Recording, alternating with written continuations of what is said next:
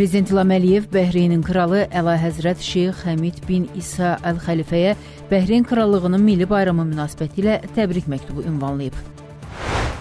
Sabiq baş nazirin birinci müavini Abbas Abbasov axtarışa verilib. Dövlət Təhlükəsizlik Xidmətində Ramiz Mehdiyev və digərləri barəsində dövlət hakimiyyətini ələ keçirməyə yönələn hərəkətlər ittihamı ilə istintaqa aparılan cinayət işi üzrə növbəti qərar bəlli olub. Cinayət işi üzrə toplanmış materiallar əsasında Azərbaycan baş nazirinin sabiq birinci müavini, uzun illər Ramiz Mehdiyevin müdafiəsi nəticəsində məsuliyyətdən kənarda qalmış Abbas Abbasovun qeyd olunan cinayət işi üzrə istintaqa cəlb edilməsi barədə qərar qəbul edilib. Ölkə hüdudlarından kənarda olmaqla istintaqdan yayındığı üçün barəsində axtarış elan edilib. Hacıqabulda ağır yol qəzası baş verib. Hadisə Bakı-Qazax yolunun rayonun Qarasu kəndi ərazisindən keçən hissəsində qeydə alınıb. DAF markalı yük maşını Gəncə istiqamətində hərəkətdə olarkən qarşısında hərəkət edən KAMAZ-a çırpılıb. Nəticədə DAF markalı yük maşınının sürücüsü Aydın Qocayev hadisə yerində həlak olub. Qəza yerinə hüquq mühafizə orqanları əməkdaşları cəlb olunub. Hadisənin baş vermə səbəbləri araşdırılır.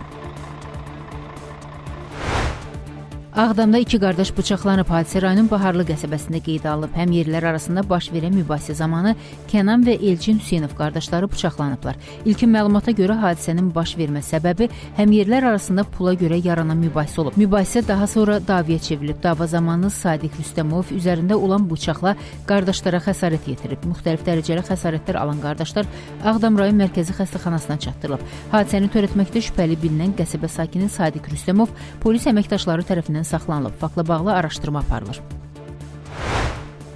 Sosial şəbəkələrdə müalicəyə ehtiyacı olan uşaqların şəkillərini paylaşaraq dələduzluq edən şəxs saxlanılıb. Məlum olub ki, 30 yaşlı Rəsul Həsənov xəstə müalicəyə ehtiyacı olan körpələrin foto və video görüntülərini Instagram sosial şəbəkəsində yaratdığı Zəhra balama yardım, körpə balama dəstək, Əli üçün yardım, Yusif serebral iflic və sair səhifələrdə paylaşaraq təcili yardım edilməsi körpələrin həyatı üçün təhlükə yarana biləcəyini qeyd edib. Rəsul Həsənov yardımların köçürülməsi üçün istifadəsində olan bank kartlarını da həmin paylaşımların üzərində yerləşdirib. Vətəndaşlar qeyd edilən karta 1 manatdan 500 manata qədər ümumilikdə 200 min manata yaxın pul vəsaiti köçürüblər. Saxlanılan şəxs həmin pulları nağdlaşdıraraq şəkillərini paylaşdığı uşaqların ailələrinə yox, öz şəxsi ehtiyaclarına xərcləyib. Cəlilabadda canavarlar qoyun sürülərinə hücum edib. Hadisə rayonun Fərzili və Hamarqışlıq kəndlərinin ərazisində baş verib. Canavarlar qoyunlara hər iki kəndin otlaq sahəsində hücum edib. Hadisə nəticəsində ümumilikdə 8 baş qoyun yaralanıb, onlardan 4-ü sonradan tələf olub. Canavara bax o.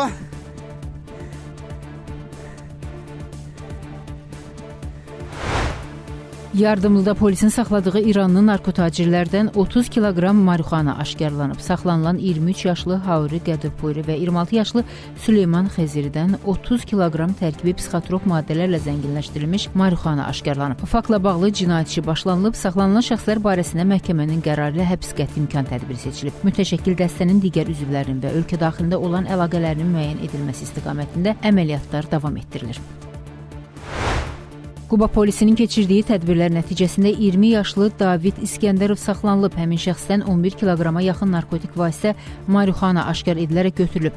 Faktla bağlı cinayət işi başlanılıb, saxlanılan şəxs barəsində məhkəmənin qərarı ilə həbs qəti imkan tədbiri seçilib.